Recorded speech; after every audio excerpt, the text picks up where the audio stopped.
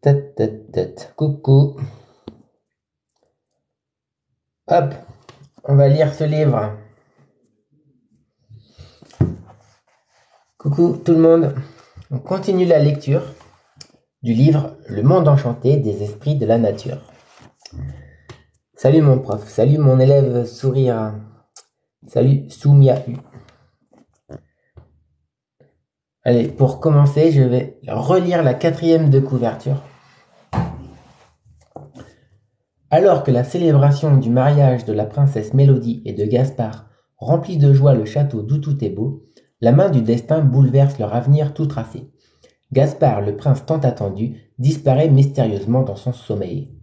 Une vieille dame le dit subjugué et kidnappé par les fées. Accompagnée de son chien Mousqueton, Mélodie décide alors de quitter tout ce qu'elle connaît, son château et son jardin, pour s'aventurer dans la grande forêt à la recherche de son bien-aimé. Pas à pas, elle en découvre les secrets, rencontre les esprits de la nature et se rapproche du redouté royaume des fées, protégé par un terrible sortilège. L'épreuve s'annonce de taille. Réussira-t-elle ou succombera-t-elle en route?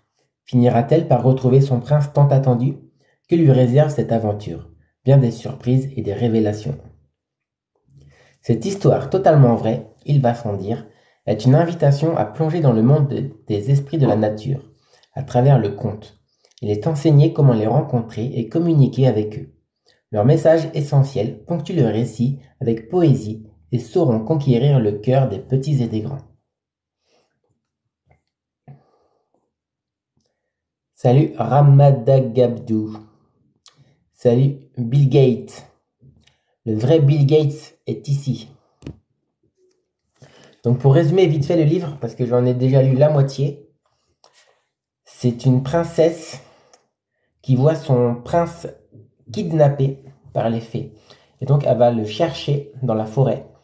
Et elle va rencontrer les fées, les lutins, les nains, et tous ces petits esprits de la nature. Allez, on y va. Chapitre 10. La révélation. Au petit matin, la nouvelle se répand vite. Elle passe d'un bout à l'autre de la forêt. Une jeune femme est initiée pour entrer dans le royaume des fées. Voilà qui est tout à fait étonnant. Des petits êtres de toute taille et de toute forme s'empressent autour du nid. Ils forment une ronde et contemplent la fine équipe endormie. Les commentaires fusent, ainsi que quelques sentiments. Certains sont préoccupés, d'autres curieux ou contents. Ce mélange de vibrations génère des mouvements dans l'air. Ils montent en ondulant, puis retombent en une suite de tourbillons. Mélodie ouvre les yeux. Quelles sont donc ces sensations étranges? Elle se redresse mais ne voit personne. Elle se tourne vers le rouge-gorge dans l'espoir d'avoir des explications. Regardez autour de vous. Vous êtes observée, chère demoiselle, lui dit-il. Oui, c'est le rouge-gorge qui lui sert de guide.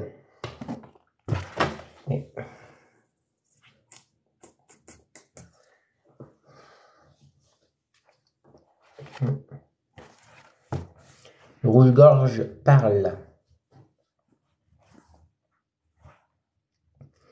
Vous parlez de ces arbres et plantes qui nous entourent? Pas seulement. Votre quête fait grand bruit dans la forêt, et votre personne intrigue. Vous devenez une célébrité. Ils sont venus nombreux pour vous voir. Ils me voient? L'oiseau acquiesce. Mais moi je ne les vois pas. Parce que vous regardez avec vos yeux. Vous vous souvenez? Vous possédez d'autres sens, plus subtils. Tenez, prenez vos mains. Elles sont dotées d'une capacité à percevoir l'invisible. C'est vrai, grâce à elles, j'ai pu toucher le voile et entrer dans le monde enchanté. Vous pouvez aussi les utiliser pour toucher d'autres manifestations dans l'invisible. Essayez. Invitez l'un d'entre eux à faire l'expérience et à se placer devant vous. Mélodie se souvient des recommandations de la petite souris. Elle tend les bras, plie légèrement les coudes et avance ses mains, paume en direction du volontaire. Elle a l'impression de tâter dans le vide. Elle recommence. J'ai confiance en mes mains, se répète-t-elle. C'est certainement très léger, mais quand même bien présent. Elle se concentre sur les sensations dans ses paumes. Un courant d'air frais glisse sur sa peau. Elle ramène ses mains vers elle, puis essaie encore. Le courant d'air frais revient, cette fois-ci plus fortement. Il se densifie jusqu'à devenir une paroi. Elle laisse ses mains la contourner pour en deviner une forme. Une silhouette apparaît peu à peu. Se souvenant des enseignements de la nuit, elle ouvre son cœur pour capter une émotion. Elle ressent alors de la crainte. Ce petit être, bien que volontaire, ne semble pas rassuré par l'expérience. Elle décide de lui communiquer de la bienveillance. Sa crainte diminue et se voit transformée en un sentiment de paix. Mélodie observe aussi un changement dans ses mains. Elles se sont éloignées l'une de l'autre. Les bons sentiments ont des effets positifs, commente le rouge-gorge. Allons un peu plus loin, si vous le voulez bien. Posez-lui une question dont la réponse sera oui ou non. Pour voir. Toujours bien concentrée, elle demande. Cher volontaire, allez-vous bien? Ses mains s'écartent doucement et sont accompagnées par un flot de joie. À votre avis, quelle est la réponse? Je dirais positive. Tout à fait. Une réponse positive est marquée par une expansion. Tentez une autre question pour voir. Comment reconnaître une réponse négative? En la provoquant. Mélodie demande donc. Cher volontaire, êtes-vous humain? Ses mains se rapprochent comme si plus rien ne les maintenait en place. Elle sent la silhouette se rétrécir dans son cœur. Il y a une crispation et l'impression d'un désaccord. Alors, réponse négative, à l'évidence. Bien vu, s'écrie l'oiseau avec contentement. Maintenant, vous pouvez communiquer avec toute la famille. Vous imaginez, n'est-ce pas merveilleux? Regardez autour de vous. Vous voyez chaque élément. Quelle grande et magnifique famille. Je peux essayer avec mon chien? Bien entendu, il n'attend que ça. La connexion a un problème. C'est peut-être parce que je suis à l'hôtel et j'ai une connexion Wi-Fi qui est peut-être pas super bonne. Je suis désolé pour ça.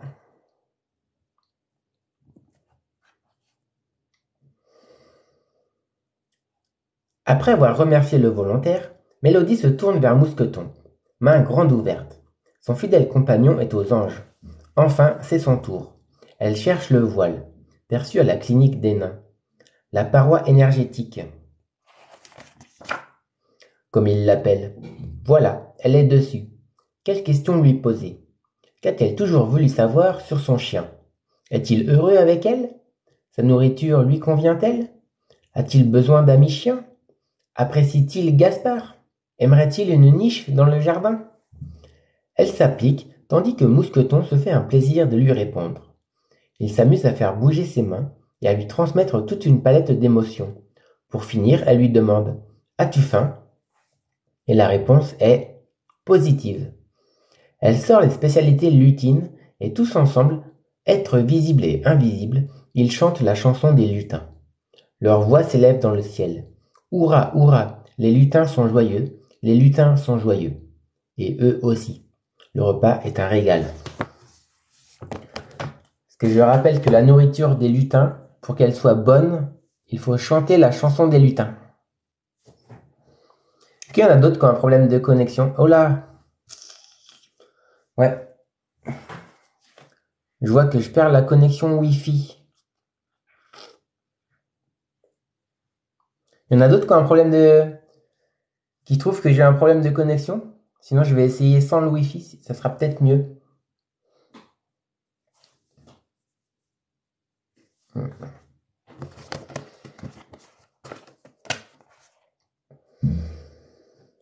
Le repas est un régal. Le soleil brille haut. Allongés sur le sol de mousse, émeraude, nos amis se laissent emporter par quelques rêveries. Ils savent que les enseignements vont bientôt reprendre et profitent de cette pause pour s'évader un peu. Le rouge-gorge, de son côté, réfléchit à la suite. Il ne doit pas se louper. Les nains ont placé toute leur confiance en lui. C'est vrai que les fées ne sont pas commodes. Être en harmonie. En voilà une idée. Certes très belle, en théorie, mais en pratique, c'est une toute autre affaire. Il saute de branche en branche en quête d'un rayon de soleil. La lumière a toujours été pour lui une source d'inspiration. Après un moment silencieux, il s'adresse à Mélodie. Chère demoiselle, nous allons retourner au point central de la forêt. Prenez le nécessaire et suivez-moi. Et le voilà reparti, toute plume dehors, pour une série d'acrobaties dont lui seul a le secret. De jour, le trajet jusqu'au point central paraît bien différent. La forêt a tant à offrir qu'il est difficile de maintenir la cadence sans avoir envie de s'arrêter. Mais l'oiseau n'en laisse pas le temps. Il vole d'un coup d'aile décidé.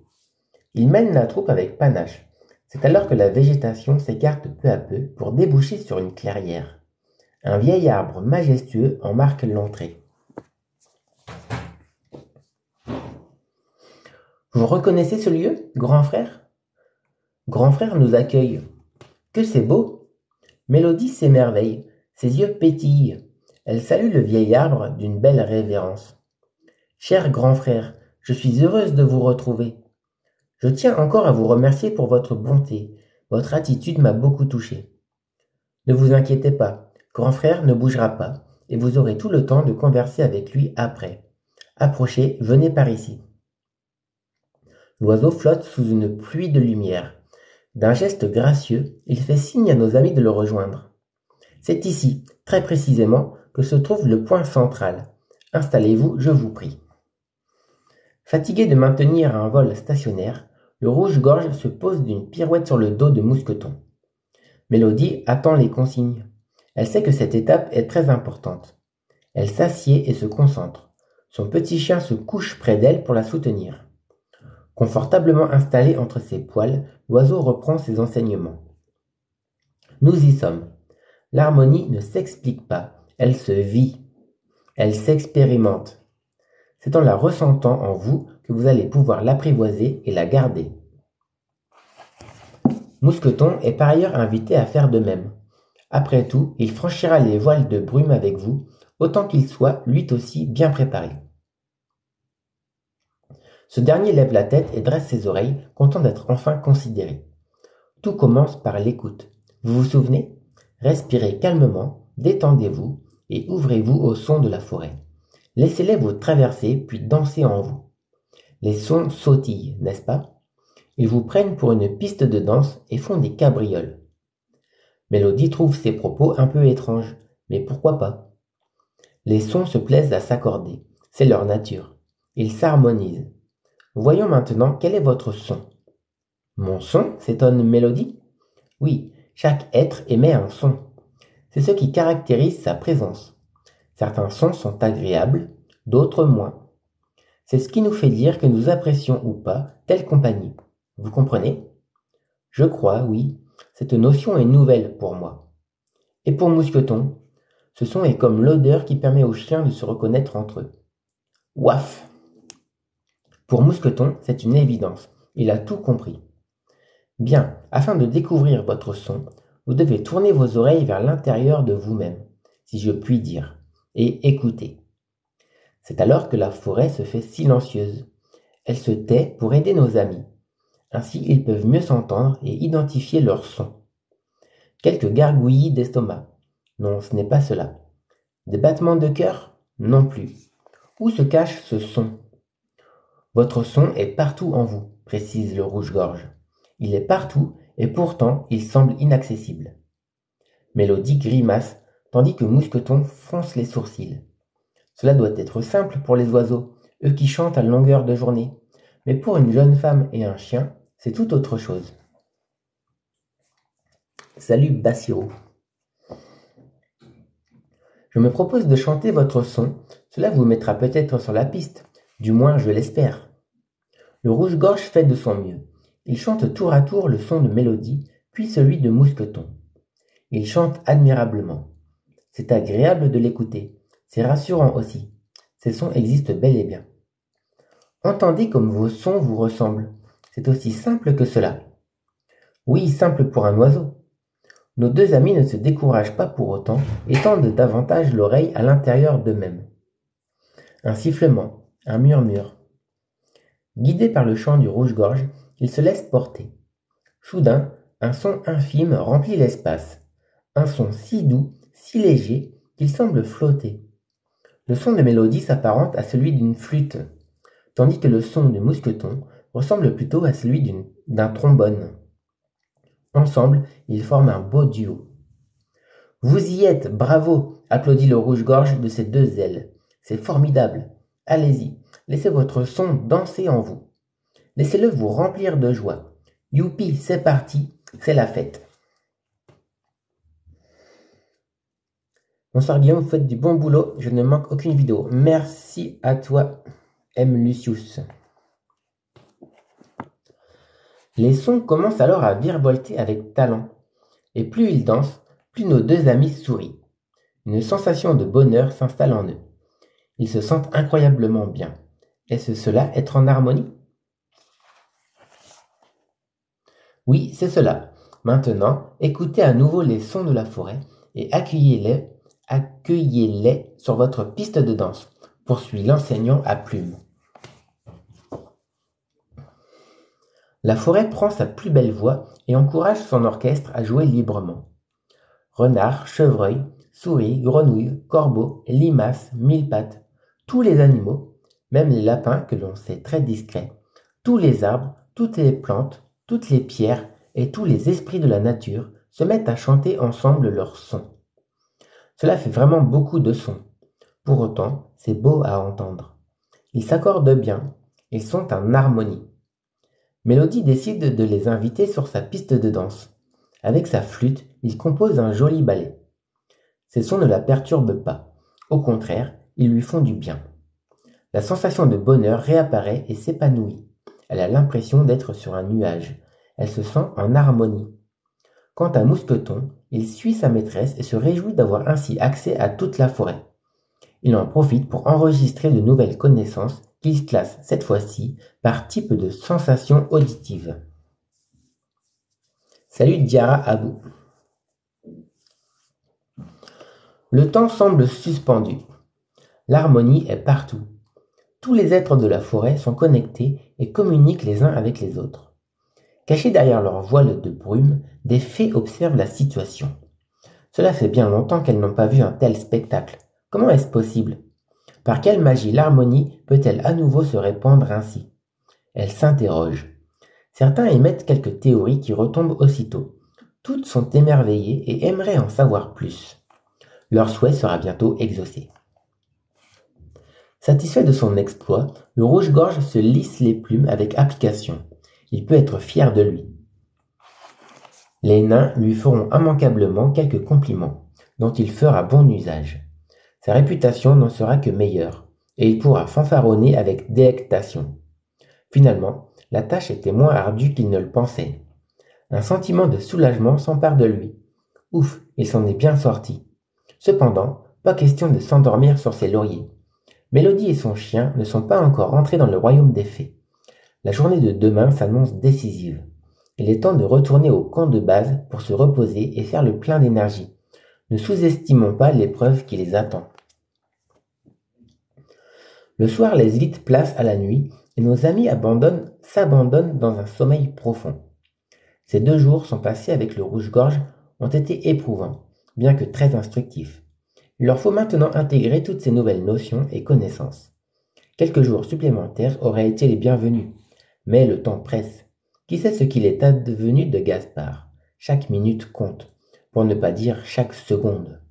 Si seulement les portes du royaume des fées pouvaient s'ouvrir et qu'enfin ils puissent se retrouver.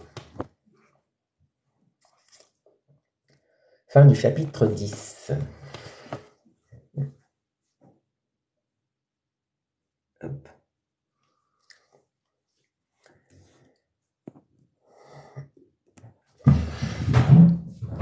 Hop, je me bouge un peu parce que la lumière est juste derrière moi.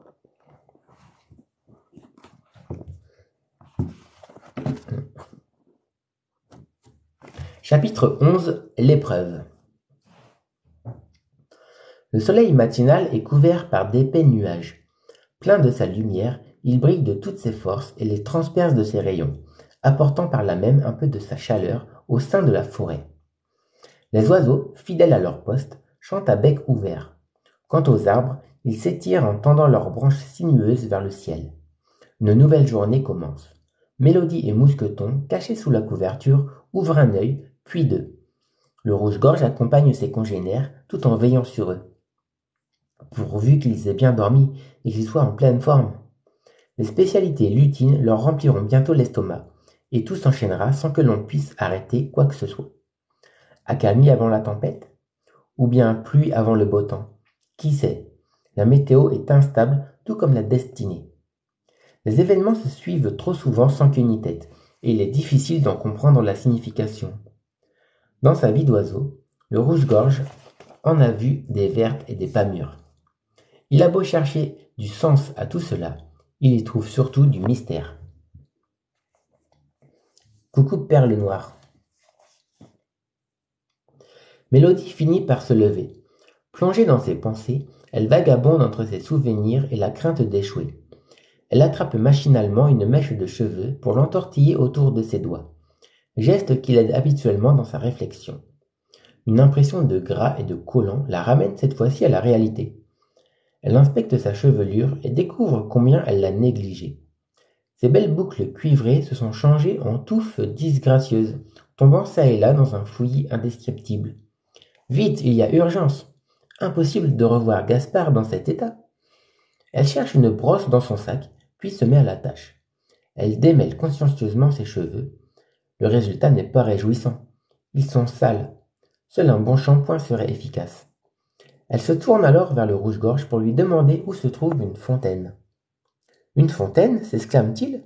Vous cherchez une fontaine pour vous laver les cheveux, alors que votre avenir est en jeu? Oui, que va penser Gaspard de moi? Je ne suis plus la jeune femme qu'il a connue. Mes habits sont moches et sales, abîmés par les longues marches à travers la forêt. Mes cheveux sont gras et ne me mettent pas en valeur. J'ai honte de me présenter ainsi à lui. Ma chère, je suis désolé de vous l'annoncer, et ne me mette pas en valeur. J'ai honte de me présenter ainsi à lui.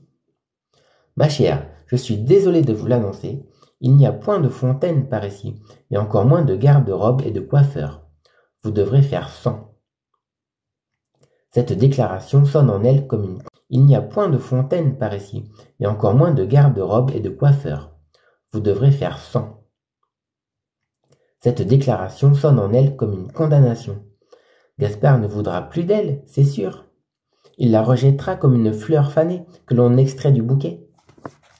Parce qu'elle a fait son temps, et qu'elle enlaidit. Elle enlaidit maintenant l'ensemble. Il le fera avec délicatesse, l'air de rien, mais de façon irréversible. Elle en aura le cœur brisé, elle le sait. Submergée par le chagrin, Mélodie prend sa tête entre ses mains. À quoi bon avoir fait tant d'efforts pour en arriver là? Oui, elle prend le risque de traverser les voiles de brume. Oui, elle est prête à affronter les fées et leurs étranges fantaisies, mais de se voir Gaspard, ça non. Elle en est terrifiée.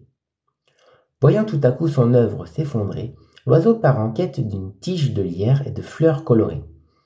Ainsi trouvé, il les tend à la jeune femme tout en lui indiquant la façon de les utiliser. La tige sert à attacher ses cheveux et les fleurs à les décorer. Cela ne fera pas de miracle, mais ses cheveux peuvent être sales tout en étant joliment coiffés. Mélodie sèche ses larmes et remercie son enseignant d'un mouvement de tête. Vous voyez, il y a toujours des solutions. Elles sont parfois imparfaites, mais tout de même bonnes à prendre. Ne vous découragez pas pour si peu. Votre Gaspard vous attend, vous pouvez en être certaine. Il ne se passe pas une seconde sans qu'il pense à vous. Il n'a que faire de l'état de vos cheveux. C'est la beauté de votre cœur qui l'intéresse. J'ai tellement changé depuis sa disparition. Eh bien, vous vous êtes amélioré à chacun de vos pas. Ayez confiance. Ressaisissez-vous. Aujourd'hui est un grand jour. Les yeux fermés, Mélodie tourne son regard et ses oreilles vers l'intérieur d'elle-même. Elle s'écoute. Elle cherche le son de sa flûte, ce son qui lui fait du bien. Elle y trouve le réconfort et la paix dont elle a besoin. Elle est dans son monde. Dans son monde, rien qu'à elle. Ici, elle peut avoir les cheveux sales et être mal habillée, qu'importe. Ici, elle est bien. Après une série de profondes respirations, elle ouvre les yeux et dit au rouge-gorge : « Voilà, je suis prête. Je suis heureux de l'apprendre, répond l'oiseau, rassuré. Retournons-nous au point central de la forêt? Non, le moment est venu d'aller droit au but. Notre mission est de retrouver les voiles de brume. Rassemblez toutes vos affaires, nous ne reviendrons pas ici. L'oiseau sait où il va. Il connaît parfaitement la forêt et ses secrets. Le royaume des fées s'étend non loin du camp de base, là où les genêts ont élu domicile. Leur tapis jaune forme une allée de lumière menant directement à son accès. D'épais voiles de brume en dissimulent l'entrée. D'un mouvement d'aile, ils stoppent nos amis dans leur course. Ils sont arrivés.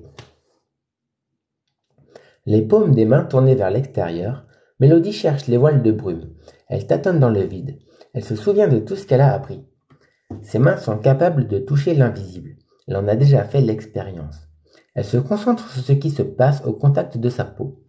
Pendant ce temps, Mousqueton renifle aux alentours. Il fait comme il peut. Il n'a pas de main, lui. Sa truffe lui sert de capteur. Il porte toute son attention dessus. Un chatouillis fait frémir une narine. Ouaf, il a trouvé quelque chose. Sa maîtresse le rejoint. Une sensation de mur bloque leur avancement.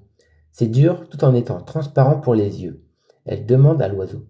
S'il vous plaît, pourriez-vous me dire s'il s'agit d'un voile de brume? C'est bien cela, chère demoiselle. Vous y êtes. L'épreuve va commencer. Suivez bien mes instructions, je vous prie. Restez concentrés. D'accord, je vous écoute. Tout d'abord, soyez poli. Dites bonjour et présentez-vous. Expliquez en quelques mots qui vous êtes, puis envoyez une image de vous par la pensée. Mélodie hésite. Princesse du château d'où tout est beau, ou jeune femme comme toutes les jeunes femmes de son royaume. Qui est-elle? Elle ne doit pas se tromper. Elle ne peut rien cacher aux fées. Elle réfléchit. Qu'est-ce qui la caractérise le mieux? Elle se souvient des propos du rouge-gorge. Chaque être émet un son. C'est ce qui caractérise sa présence. Alors ce sera cela. Ce sera son son. Elle focalise son attention à l'intérieur d'elle-même, puis invite son son à chanter et à danser. Elle le sent vibrer partout dans son corps. Il prend toute la place au point qu'elle en devient le son. D'une pensée, elle le projette en avant, vers le royaume des fées. Comme ça, elles sauront qui elle est vraiment. Remarquant les progrès de son élève, l'enseignant à plume poursuit ses instructions. Donnez vos intentions. Décrivez les raisons qui vous poussent à souhaiter entrer dans le royaume des fées. Facile, se dit Mélodie. Ces raisons, elle les connaît par cœur. Voilà qui est fait. Pour finir, demandez l'autorisation d'entrer avec sincérité et humilité. Elle se souvient des enseignements de la petite souris. Le choix des mots est important. Elle prend soin de bien formuler sa phrase dans sa tête. Pour toutes les raisons évoquées, je me permets de vous demander l'autorisation d'entrer dans votre prestigieux royaume des fées avec mon chien Mousqueton. Je vous prie de bien vouloir exaucer mon vœu, si cher à mon cœur. À cela, elle ajoute une superbe révérence, montrant ainsi son rêve de vouloir exaucer mon vœu, si cher à mon cœur. À cela, elle ajoute une superbe révérence, montrant ainsi son respect et son dévouement. Fort bien, attendons maintenant la réponse. Un silence aussi dense que les voiles de brume s'étend sur la forêt. Tous ses habitants ont suspendu leurs activités et attendent eux aussi. C'est alors qu'un mouvement se fait sentir dans l'invisible. Les voiles s'écartent un à un. Entrez, encourage l'oiseau. Quant à moi, je reste sur ma branche. Je vous guide de mes hauteurs. Mélodie fait signe à Mousqueton. Tous deux pénètrent dans le voile de brume. Ils avancent lentement et prudemment. Mais leur vue devient de plus en plus floue. Des volutes de brume blanche leur cachent le passage. Ils baignent dans un univers vaporeux qui semble n'avoir ni début ni fin. Ils perdent peu à peu tout repère. Le sol se dérobe sous leurs pieds et pattes, et une irrésistible envie de dormir les gagne progressivement. Leurs yeux se ferment tout seuls. Les brumes de sommeil sont à l'œuvre. Elles guettent et piègent leur prochaine proie. Bien, ils entrent dans le royaume des fées. Fin du chapitre 11. Dites-moi si vous avez des problèmes avec ma connexion, Parce que j'ai l'impression que mon Wi-Fi n'est pas très bon. Et si ça va, je vais lire un dernier chapitre.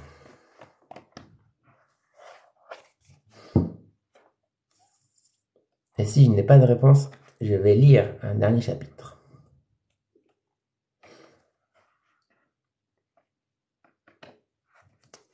Tac. La star du français Cédric est arrivé, dérouler le tapis rouge. Bienvenue Cédric, mon élève préféré. Cédric, tu vas pouvoir me dire si toi tu trouves que j'ai des problèmes avec ma connexion Wi-Fi. Bon, allez, je lis un dernier chapitre pour ce soir. Un peu ça bug par moment, l'image, mais on a le son, c'est le plus important. Ok, merci Gatma pour ta réponse. Effectivement, l'image n'est pas importante. Allez, chapitre 12. Se tenir devant la porte. Témoin du malheur qui s'abat sur nos amis, le rouge-gorge panique. Il agite ses ailes et crie aussi fort qu'il peut. Prenez garde, réveillez-vous. Mais c'est déjà trop tard. Mélodie n'entend pas. Elle est prise par l'enchantement. Elle flotte dans l'air, plongée dans un profond sommeil, un sommeil éternel. L'oiseau n'en reste pas là. Pas question de baisser les ailes. Il en a vu d'autres. Il abandonne le langage des humains et se met à siffler de toutes ses forces. Il siffle à casser les oreilles. Bien qu'absorbé lui aussi par le sommeil, Mousqueton se ressaisit. Ce sifflement le sort miraculeusement de l'enchantement. Comprenant la gravité de la situation, il aboie et saute sur sa maîtresse pour lui lécher le visage. Il doit la réveiller. Il lui mordille les bras et les jambes. Il la secoue dans tous les sens. Rien n'y fait. Elle dort et ne bouge même pas. Elle semble insensible à tous ses agissements. Il ne la laissera pas. Oh, ça non. Il fera tout son possible pour la réveiller. En dernier recours, il lui retire ses chaussures et lui chatouille les pieds. Un sourire s'esquisse sur ses lèvres. Elle réagit. Il continue de plus belle. Elle glousse, puis éclate de rire. C'est gagné. Elle ouvre les yeux et s'étire. Elle revient à elle. Ça bug.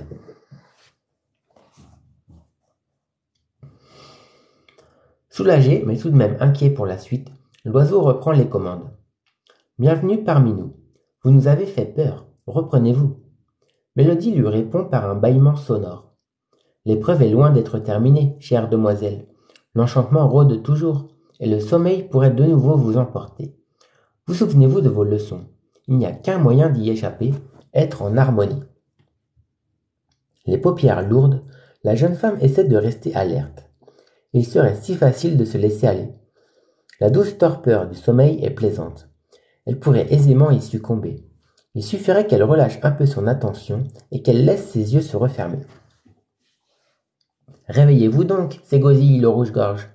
Accrochez-vous à votre objectif et tenez bon. Prêt à tout pour la maintenir éveillée, Mousqueton tourne autour de Mélodie en aboyant. Or l'enchantement ne s'en va pas pour autant.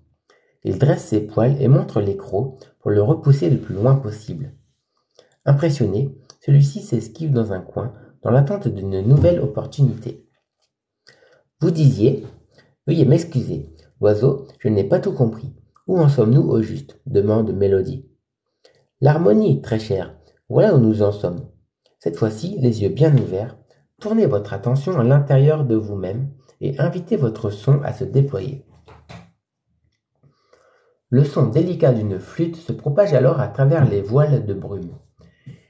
Il se faufile entre les strates de l'invisible jusqu'à atteindre le royaume des fées. Mousqueton en fait autant. Le son grave d'un trombone l'accompagne. Ouvrez-nous maintenant à tous les sons de la forêt. Accueillez-les sur votre piste de danse et virevoltez ensemble. Avec l'harmonie, la sensation de bien-être revient. Le bonheur se fait doucement une place dans les cœurs de Mélodie et Mousqueton, qui se sentent portés et reprennent leur marche. Pas à pas, Ils passent les voiles de brume. Ceci ne leur laisse pourtant pas de répit. Prenant tantôt l'aspect d'un monstre menaçant, tantôt celui d'un précipice vertigineux, ils se métamorphosent pour mieux les effrayer, les perdre et les inciter à faire demi-tour. Et lorsque le doute ou la peur s'empare de nos amis, le bonheur mal à l'aise fait mine de se retirer. Il se replie et s'évapore. Seul le son arrive à le rattraper et à le ramener. L'harmonie demande une vigilance constante. Finalement, lassés d'avoir épuisé tous leurs sortilèges, les voiles de brume se dissipent. Une porte dont la hauteur se perd dans le ciel apparaît. Elle est ornée d'un immense carillon, formé de tubes de différentes tailles et de couleurs chatoyantes. À chaque souffle d'air, ces derniers ondulent et jouent une mélodie cristalline se diffusant dans l'espace. Mélodie et Mousqueton écoutent. Face à cette beauté, ils stoppent leur élan et en profitent pour se remettre de leurs émotions. Cette musique enivre leur cœur et élève leurs esprits. Ils en apprécient chaque son. C'est alors qu'un escargot, surgi de nulle part, passe devant leurs pieds et pattes. Un livre accroché à sa coquille. Il s'arrête à leur niveau. Mélodie prend le minuscule objet et le feuillette du bout des doigts. N'attendant pas la suite des événements, l'escargot poursuit son chemin et disparaît. Le texte est difficilement lisible tant il est petit. Elle déchiffre les lettres une à une. Manuel. Manuel des bonnes manières, cher au royaume des fées. L'ouvrage est composé de 5 chapitres. Chapitre 1, se tenir devant la porte. Chapitre 2, parler avec franchise. Chapitre 3, se joindre aux festivités. Chapitre 4, séjourner en invité. Chapitre 5, quitter le royaume. Commençons par le premier chapitre, se dit Mélodie. Voyons quelle attitude adopter devant la porte. Elle tourne quelques pages et arrive à celui-ci. Le chapitre est court. Quand un non-fait se tient devant la porte et qu'il émet le souhait d'entrer dans notre merveilleux royaume, il est prié de suivre un protocole précis. Ce protocole a été établi et adopté par l'Assemblée des vénérables fées érudites de la 1346e dynastie. En voici le déroulement.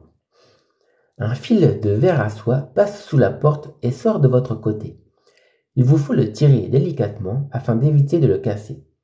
Il va sans dire que tout dommage l'habillement vous fermerait notre royaume à tout jamais. Au bout de ce fil est accroché un panier de brindilles collecté avec soin par nos oiseaux fées.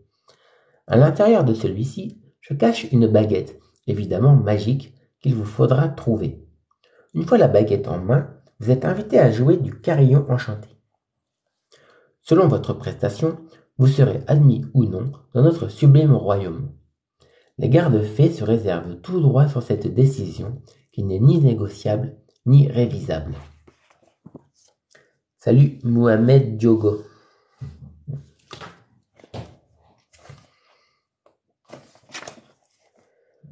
Les petites fantaisies des fées ne s'arrêtent pas aux voiles de brume, constate Mélodie en grimaçant. Découragée par l'exercice qui l'attend, elle laisse retomber sa main tenant le livre. Va-t-elle enfin pouvoir retrouver son prince ? Mousqueton, lui, ne l'entend pas de cette oreille. Il a déjà commencé à chercher le fil, de verre à soie, truffe contre le sol. Il inspecte chaque millimètre. Aussi fin soit-il, ce fil ne lui échappera pas. Il fouille, gratte, souffle, jusqu'à ce que... Oui, le voilà. Un éclat de lumière apparaît dans la poussière. Minutieusement, il saisit le fil par les dents et tire. 1 mètre, puis 2, 3, 4, 6, 10. Ce fil semble interminable. Mousqueton tire, tandis que Mélodie l'enroule autour de son index pour former une bobine. Il le manipule le plus soigneusement possible. Les consignes des fées sont claires, il est impératif de les suivre formellement. Salut Zoé, petit 32. D'un ouaf, Mousqueton indique à Mélodie que le panier est en vue, derrière la porte. Elle se met alors à plat ventre pour voir de quoi il a l'air. Il a été confectionné avec un bel osier doré et des brindilles de bois dépassent à son sommet. C'est cohérent. Par contre, il paraît un peu trop volumineux pour passer sous la porte. D'un geste hésitant, Mélodie prend le fil et tire à son tour. Le panier se rapproche. Elle continue à tirer en cherchant un trou pour le faire passer. La manœuvre est délicate. Elle doit le traîner vers le coin opposé, tout à gauche. À cet endroit, il devrait passer. Tout est question de patience et de concentration. Le panier vacille sur un côté, puis se rétablit d'un coup sec. Il titube sur le sol irrégulier et perd quelques brindilles au passage, pourvu que la baguette soit toujours à l'intérieur. Mélodie ne se laisse pas distraire, ni Mousqueton d'ailleurs. Tous deux suivent attentivement chacun de ses mouvements. C'est alors que le panier arrive enfin au coin tout à gauche. Mélodie le fait glisser avec précision sous la porte. Il passe de justesse, tout en abandonnant encore quelques brindilles.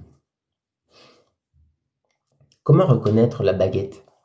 Mélodie et Mousqueton inspectent chaque brindille. Elles se ressemblent toutes. Et si la baguette était restée de l'autre côté de la porte? Non, il est préférable de chasser cette idée. Elle ne viendrait que semer le doute, et on en connaît les conséquences. La baguette se trouve assurément dans ce tas de brindilles. Le tout est d'arriver à la distinguer. S'il y a bien quelque chose qui la différencie. Mélodie réfléchit. Mousqueton aussi. Leurs aventures dans le monde enchanté leur en ont certainement donné l'astuce. Ils repassent toutes leurs expériences dans leur tête. La jeune femme se souvient de son séjour chez les nains et de Georgette, sa professeure en jardinage. Elle connaissait parfaitement la nature et ses secrets. Qu'a-t-elle appris à ses côtés?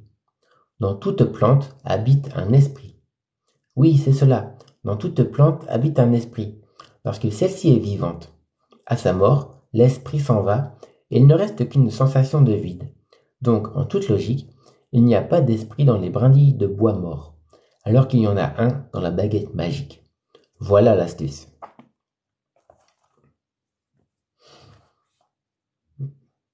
Salut Damienne60. Mélodie étale les brindilles, puis approche ses mains au-dessus de chacune d'elles. Celle-ci, sensation de vide. À la suivante. Elle les passe en revue une à une jusqu'à sentir ce petit quelque chose qui fait toute la différence. Elle pose alors ses paumes sur ce qui semble une paroi énergétique et demande: Es-tu la baguette magique? La respiration suspendue, elle attend. Ce moment d'immobilité semble durer une éternité. Puis ses mains s'éloignent l'une de l'autre. La réponse est positive. Elle l'a trouvé. Le carillon est démesuré.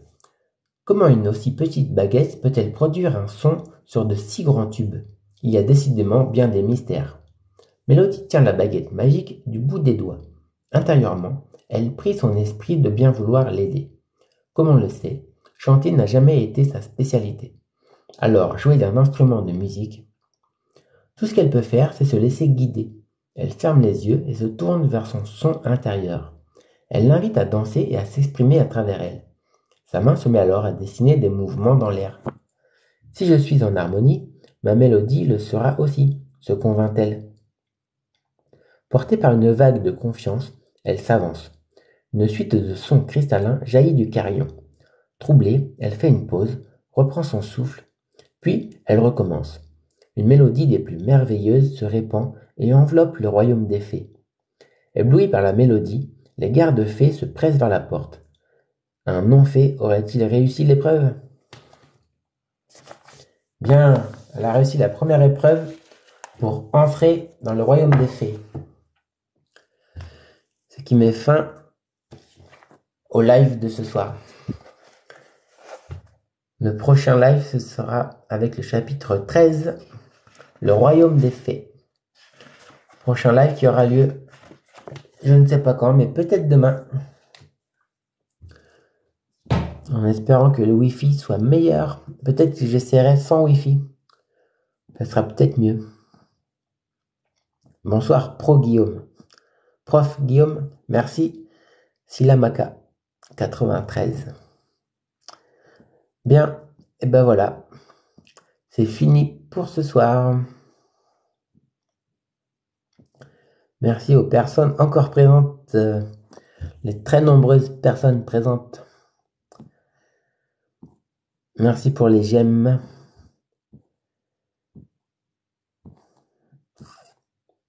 Bien.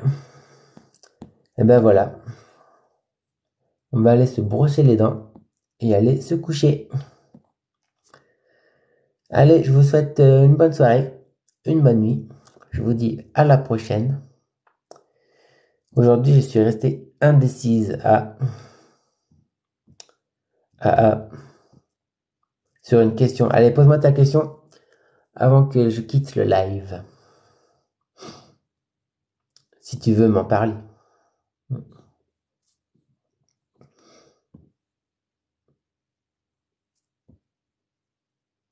Bonjour, Tache Zora. Tu arrives à la fin.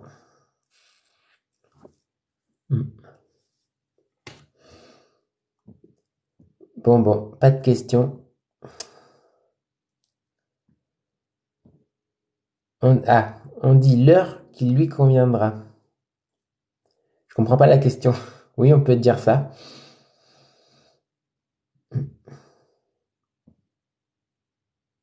C'est quoi vraiment la question? Est-ce qu'on peut dire ça? Oui, on peut.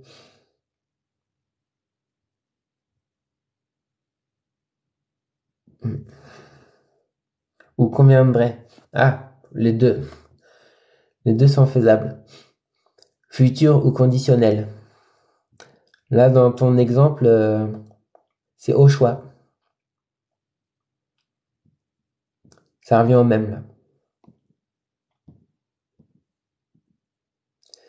C'est pas grave, je serai là au prochain live. Ben, merci, Tajora. Merci d'être là au prochain live, ce qui sera peut-être demain. Demain soir. Allez, je vous fais à tous des bisous.